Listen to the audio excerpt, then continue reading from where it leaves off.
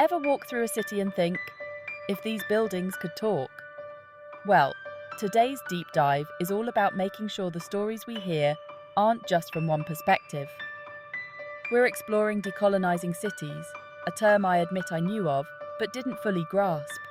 Yeah, it's a term that's gaining more and more traction lately, and it's important to unpack what it really means.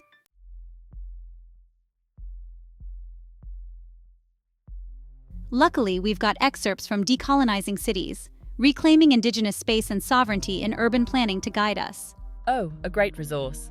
This research paper, it feels like a roadmap, you know? Absolutely.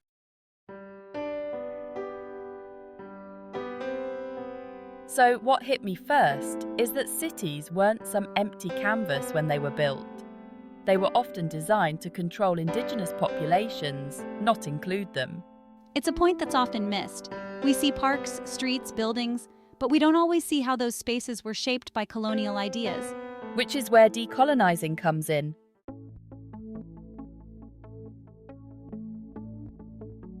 But what's fascinating to me is it's not just about the physical land, right?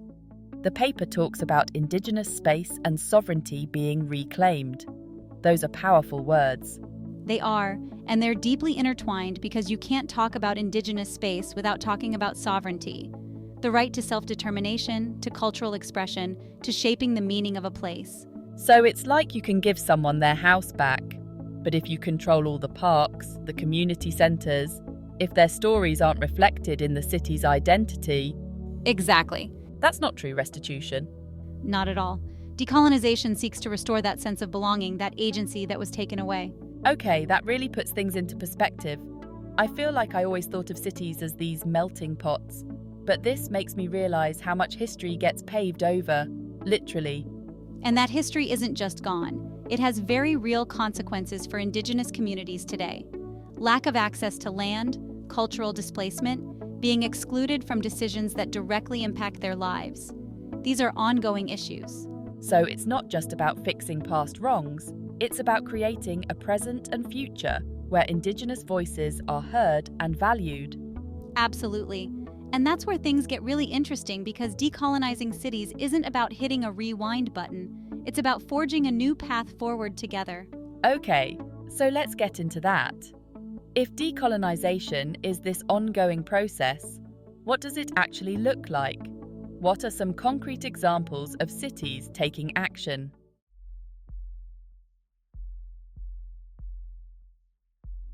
Well, it's not a one-size-fits-all solution, but what's exciting is we're seeing cities around the world trying different approaches, all rooted in the same principle, restoring Indigenous space and sovereignty. Like what? Give me an example that really brings this to life.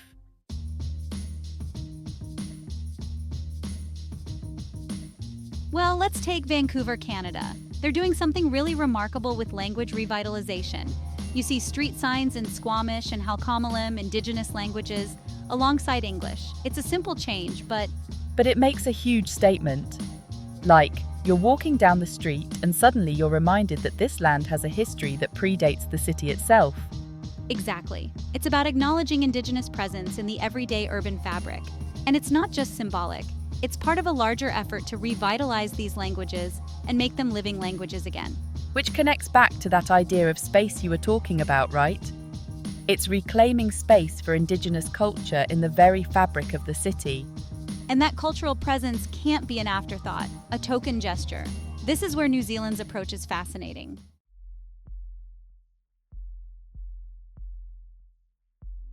They've implemented something called Te Aranga Māori design principles. Okay, tell me more about that. What are these design principles all about? Essentially, they're guidelines for ensuring new developments actually honor Maori values and traditions. So it's not enough to just stick a Maori sculpture in a plaza and call it a day. Not at all. We're talking about integrating cultural narratives into the design itself, protecting sacred sites, using materials, and building practices that align with Maori values. That's comprehensive. It feels like they're really trying to weave Indigenous perspectives into the very DNA of their cities. Exactly, and it's gaining traction. More and more cities are realizing that incorporating Indigenous knowledge isn't just about being politically correct. It actually leads to better, more sustainable, more resilient urban spaces. Okay, so we've talked about acknowledging Indigenous culture.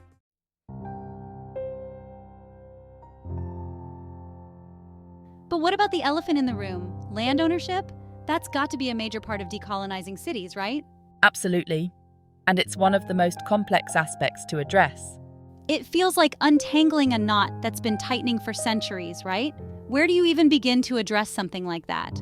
Yeah, I can imagine. So what's the solution then? How do you even begin to approach land restitution in a city that's already built up? Yeah, in densely populated urban areas, simply returning land outright can be incredibly difficult, if not impossible. And that's going to look different in every city, depending on the specific history, the treaties, the relationships, you know. Remember, decolonization isn't about a simple transaction. It's about righting a historical wrong. It requires creativity for sure, and a willingness to think outside those traditional frameworks.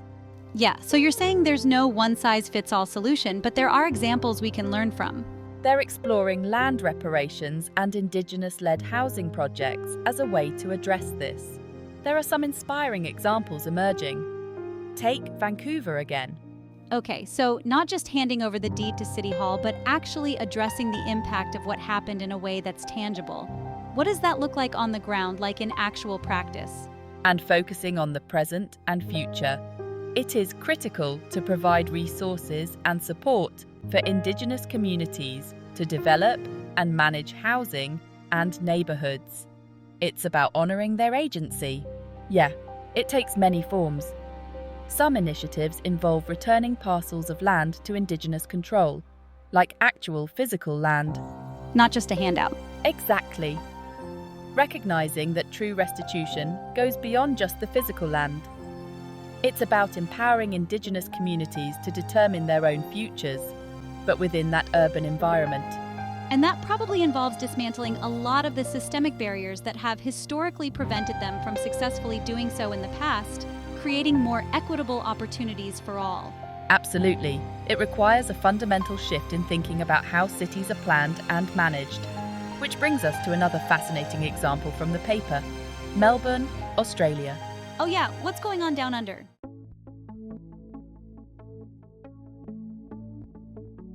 Melbourne has taken a really interesting approach with something called co-management. They're working directly with the Wurundjeri people, the traditional custodians of the land, to jointly manage parks and natural reserves within the city. So it's not just about consulting with Indigenous communities. It's about recognizing that they have a right to genuine leadership roles. Exactly. It's about recognizing and valuing their traditional knowledge of the land, which has been passed down for generations. And frankly, it's probably way more in tune with the natural environment than anything most city planners could come up with. Right. Thousands of years of knowledge. You can't beat that. So in Melbourne, the Wurundjeri people are literally shaping the way the city manages its green spaces. Precisely. They're involved in everything from making decisions about plant species to developing cultural programs, educational initiatives. It's about weaving those Indigenous values and practices into the very fabric of how the city cares for its natural assets. And I'm guessing that kind of collaboration, that doesn't happen overnight. It requires a lot of trust building. Oh, absolutely. And a willingness to relinquish some control on the part of the city government, right? Indeed. It requires a fundamental shift in power dynamics, which can be challenging, but the potential rewards are enormous. And I think that's really where this term decolonization clicks. It's not just about adding Indigenous elements here and there, it's about fundamentally changing the power structures that shape our cities. Who gets to make decisions? Whose voices are heard? Whose values are reflected in the urban landscape? Yeah, and that's where policy comes in. Exactly.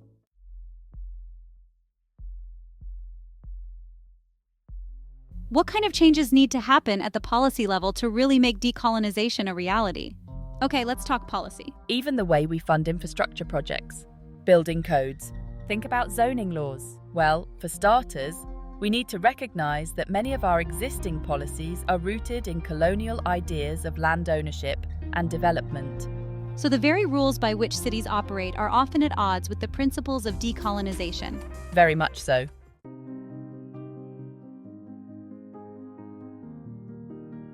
And that's where we're seeing a growing movement to incorporate the UN Declaration on the Rights of Indigenous Peoples, or UNDRIP as it's often called, into urban planning policy. Okay, UNDRIP, for those of us who might not be familiar. Break that down for us. It's a framework for recognizing and upholding their inherent rights. It outlines their rights to self-determination, to their lands, territories, and resources, and to preserve their cultures and identities. So think of UNDRIP as a sort of Bill of Rights for Indigenous peoples worldwide. And now cities are starting to use this framework as a guide for urban planning. How do we create cities that respect and uphold the rights of Indigenous peoples? Yeah, it's about saying, okay, how do we actually put these principles of decolonization into practice? That feels like a massive undertaking. It is. How are cities even beginning to tackle that? It's about creating a more equitable and socially just playing field from the ground up, literally. Others are using it to guide their consultations with Indigenous communities. Some cities are incorporating UNDRIP principles into their land use planning. It's a journey, not a destination, but we are seeing some really interesting initiatives emerge. Recognizing that Indigenous communities have been systematically marginalized And excluded from decision-making processes that directly impact their lives and well-being. and UNDRIP provides a roadmap for how to start changing that. It's a powerful tool. It provides a framework for accountability, for ensuring that Indigenous voices are heard and their rights are respected in all aspects of urban planning and development. In all aspects. Yeah. This is blowing my mind, honestly. It's like you're telling me there's a whole other way to build and manage cities that I never even knew existed. And that's the beauty of it. It's about opening our minds to new possibilities, to different ways of seeing and understanding the world around us. And incorporating these ideas isn't just about being nice to Indigenous communities. It's about tapping into a whole other level of knowledge and expertise that could benefit everyone. Precisely. It's about recognizing that we have so much to learn from Indigenous communities, especially when it comes to creating more sustainable, just, and resilient cities for the future.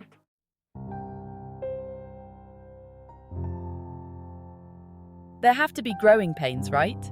It feels like a massive undertaking, shifting from a system that's been in place for so long. What are the roadblocks to making these visions a reality?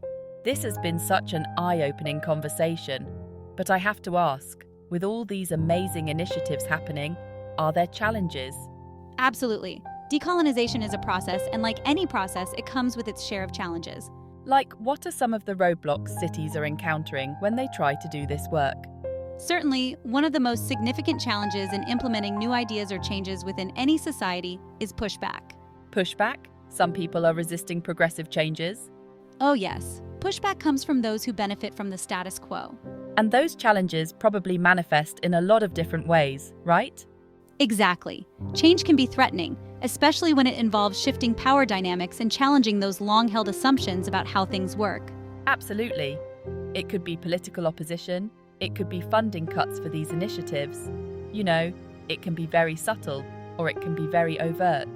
I mean, I can only imagine Indigenous communities have probably seen their fair share of empty promises. And then there's the challenge of making sure these efforts are actually genuine. And building that trust, even confidence, takes time. It takes transparency, and it takes a genuine commitment from those in power to actually listen to and act on the needs and priorities of Indigenous communities. Oh, absolutely. Trust is paramount in this process. So it's not enough to just slap a land acknowledgement on a website and pat ourselves on the back, or hire a few Indigenous consultants and check that box. It requires a fundamental shift in mindset, a willingness to see the world through a different lens. It can't be performative, that is, simply putting on a show. No, decolonization can't be hypocritical or an afterthought. Which brings us back to that idea you mentioned earlier, that decolonization isn't just about the past, right? It's about building a better future for everyone, not just for certain groups. It's about recognizing that we're all interconnected and that creating more just and equitable cities benefits us all in the long run. It's like a rising tide lifts all boats kind of thing. Exactly. It's been so interesting to hear about all these initiatives happening all over the world.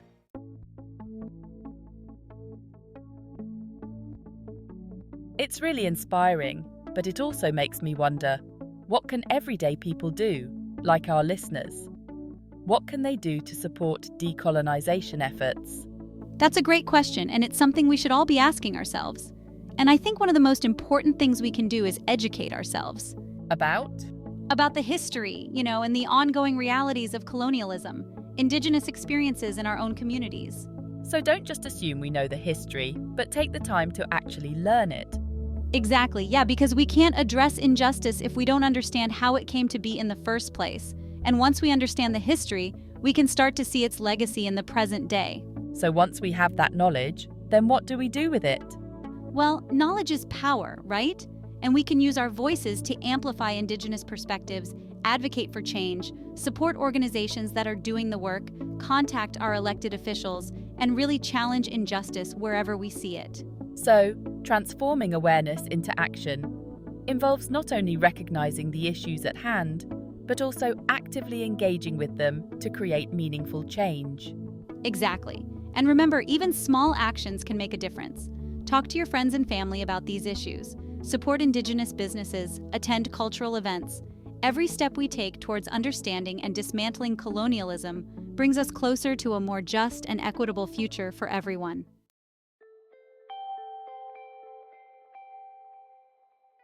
Love that.